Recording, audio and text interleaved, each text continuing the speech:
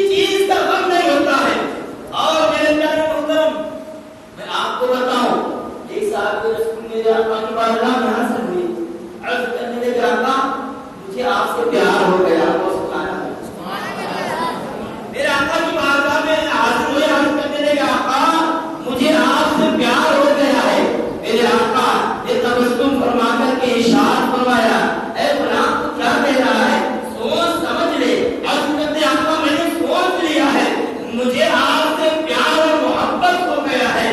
پھر آقا نے فرمایا پھر پریشانی برداشت کرنے کے لیے تیار ہو، ہڈی میں جلنے کے لیے تیار ہو جا.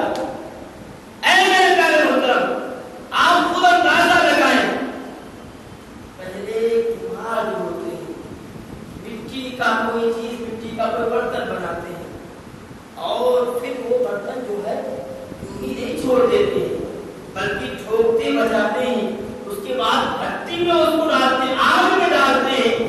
آگ میں جب ڈال دیا جاتا ہے پھر آگ سے جب وہ برتن نکلتا ہے تو پھر ان کے نزدیک یہ مانا جاتا ہے کہ اب یہ برتن مضبوط ہو گیا ہے، اب یہ برتن جو ہے جلدی ٹوٹے گا نہیں. اللہ اللہ، میرے مولا کو تو پتا تھا لیکن اللہ رب العزت نے اللہ کی حبیب کے جانشینوں کو، آپ کی شہزادوں کو کابل کے میدان میں کھڑا کر کے لوگوں کے سامنے بتا دیا اور تمام مصیبتوں کو ڈال کر کے لوگوں کو دکھا دیا کہ دیکھو یہ میرے نبی کے چاہنے والے ہیں، یہ میرے نبی کے نواسے ہیں. بھٹی میں چل کر کے اور اپنی گردن کا دعا کرتے تھی. اللہ رب العزت کا کلام ایسے میں سنا رہے ہیں. اللہ رب العزت کا کلام قرآن حکیم کی تلاوت ایسے بھی کرتے تھے. یہ ہے میرے آقا کی زبان. آقا نے فرمایا پھر مصیبت پریشانی کے تیار ہو گیا. اس لیے کہ جس نے بھی آقا سے محبت کی ہے، اس لیے کہ جس سے جتنا زیادہ بڑا مرتبہ جس کا ہوگا اور پھر عشق جتنا جس قدر کیا جائے گا پھر پریشانی بھی اسی قدر ہوگی. اس لیے کہ پہلے چیک کیا جاتا ہے، پہلے امتحان لیا جاتا ہے، پہلے آزمایا جاتا ہے، اس کے بعد پھر جا کے محبوب کی رفاقت ملتی ہے، اس کے بعد جا کر کے محبوب کی بارگاہ سے قرب ملتا ہے، اس کے بعد اللہ درجے بلند فرماتا ہے، اللہ مقام عطا فرماتا ہے. آپ جس صحابی رسول کی زندگی اٹھا کے دیکھیں، صحابی رسول صحابیوں کا امام، صحابہ کا امام حضرت صدیق اکبر رضی اللہ عنہ. آپ ان کی زندگی اٹھا کے دیکھیں. جب آپ نے اسلام قبول کیا تو لوگوں نے اتنا مارا ہے کہ آپ کیونکہ ایسا لگا کہ آپ کی جان نکل گئی. آپ کو لوگ گھر میں اٹھا کے لائے، آپ کے ہوش نہیں. شام کو وقت آئے جو شام کے وقت حضرت صدیق اکبر کو جب ہوش آیا ہے، آپ بھولی ہے، قریب کے لوگ رشتے دار لوگ کو یہ جو ہے ارادہ کر چکے تھے کہ آپ صدیق اکبر کی جان کا جو ہم بدلہ لیں گے، ہم ان کی جان کے بدلے میں ان سے جنگ کریں گے، لڑائی کریں گے. جنہوں نے صدیق اکبر پہ ظلم و ستم کیا ہے، لیکن جب شام ہوئی ہے اور رات کے وقت حضرت صدیق اکبر کی آنکھیں کھلی ہے تو صدیق اکبر کے قریب لوگ کھڑے ہو کر کے پوچھ رہے تھے بتاؤ تمہارا حال کیسا ہے. صدیق اکبر نے ارشاد فرمایا تھا میرے حال کے بارے میں نہ پوچھو، یہ تو بتا دو میرے آقا کیسے ہے. محمد رسول اللہ آقا کیسے، جس قدر آقا کی ذات سے قرب اور تعلق ہوگا، جتنی محبت میرے آقا سے ہوگی نا، اسی اعتبار سے پھر آزمایا جائے گا، پھر درجے اللہ. حضرت عمر فاروق اعظم کی زندگی دیکھیں. فاروق اعظم کے سامنے کوئی کھڑا نہیں ہو سکتا، لیکن فاروق اعظم کو بھی لوگوں نے ستایا. حضرت عثمان غنی اور صحابہ کے حضرت عمر کو دیکھیں، حضرت بلال کو دیکھیں، حضرت بلال کو دیکھیں، بڑے بڑے صحابہ، بڑے بڑے اکابر. اور اللہ امام اعظم کی زندگی، نیچے کے لوگوں کی زندگی، یہاں کے لوگوں کی زندگی. تو جتنی بھی نبی کے عشق میں جنہوں نے نبی کے عشق کا دعویٰ کیا ہے پھر ان کو ستایا گیا ہے، اور ستایا اس وجہ سے گیا ہے یہ دنیا کی آشائش اور دنیا کی یہ جو ناز و نعم جو ہے ان کے نزدیک معتبر نہیں ہوتی ہے، بلکہ جب عشق نبی میں کسی کو ستایا جاتا ہے، عشق نبی کی آگ میں کسی کو جلایا جاتا ہے، اس کے بعد جب رسول اللہ کا مبارک چہرہ دکھایا جاتا ہے، اس سے بڑی خوشی عاشق رسول کے لیے ہو ہی نہیں سکتی. آپ کسی کی زندگی اٹھا کے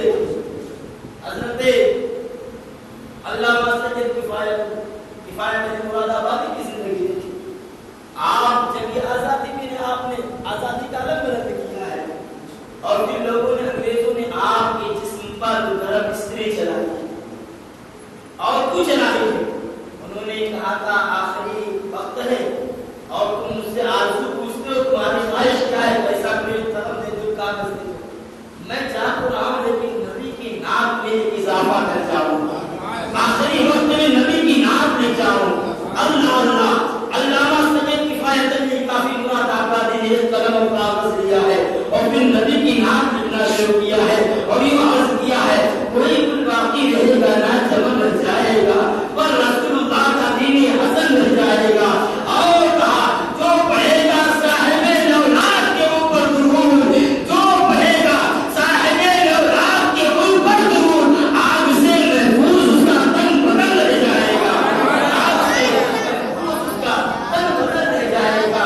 اور فرمایا کہ جو ہے جب میرے آقا کی نام لکھی تو اسے نے دیکھا کہ یہ تختہ اپنے پھانسی کے تختے پہ رکھا ہوا ہے اور ایسے وقت میں اپنے نبی کا کلمہ برد کر رہا ہے, نبی کی تعریف و توصیف کیا کر رہا ہے. اب وہ انگریز غصے میں آ کر کے انہوں نے کہا اس کو اور زیادہ تکلیف دی جائے گی, گرم استری لائی گئی, کپڑے جسم سے کپڑے ہٹا دیے گئے. اب گرم گرم استری حضرت سید کفایت علی مراد آبادی کی جسم پر جب انگریز پھیر رہے تھے, جلاد جو ہے ان کے جسم پر استری پھیر رہے تھے, ادھر قسمت کا ستارہ چمکتا ہے اور سامنے محبوب آ جاتے ہیں.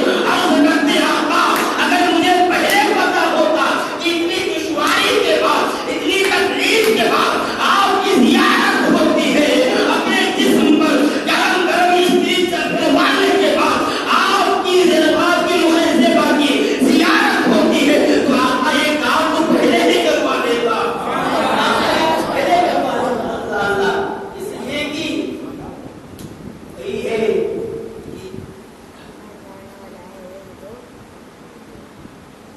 غم و آلام اپنے بھول جاتے تھے صحابہ, غم و آلام اپنے بھول جاتے تھے صحابہ, غم و آلام اپنے دیکھ لیتے تھے جو سرکار کو آنے لگا. ایک بار میرے آقا کے رخ زیبا کی زیارت ہو گئی, ساری پریشانی دور ہو جائے گی. تو جس کو میرے آقا کی ذات سے قرب ہوا ہے پھر ان کو آزمایا گیا ہے, آزمائش میں آیا ہے. اور اللہ میرے آقا امام حسین کو میرے آقا کریم کی ذات سے کتنا قرب تھا.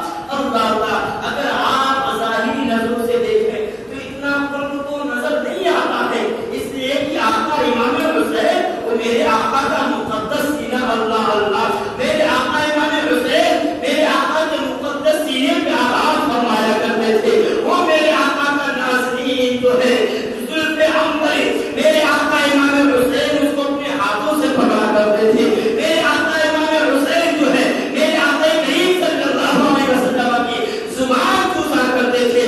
تو اس اعتبار سے تو بہت زیادہ قرب تھا امام حسین کو میرے آقا صلی اللہ علیہ وسلم کی ذات سے. جبھی آقا فرماتے ہیں حسین منی وانا من الحسین, اے حسین میں تو مجھ سے ہے اور میں تجھ سے ہوں. اللہ اللہ اے میرے پیارے محترم, اگر اس کی تشریح علماء کے سوال میں آپ غور کریں, اس لیے کہ یہ سرکار فرماتے ہیں حسین مجھ سے ہے اور میں حسین سے ہوں. آج ایک بات تو سمجھ میں آتی ہے کہ جو ہے نواسا نانا کے سلسلے تو سے ضرور ہوتا ہے, اس لیے کہ نانا جو ہے وہ نواسا کا حصہ نانا تک کے پہنچتا ہے. لیکن میرے پیارے آقا فرماتے ہیں حسین تم مجھ سے ہے, مطلب اگر میں نہ ہوتا تو حسین تم نہ ہوتا. یعنی میرے آقا صلی اللہ علیہ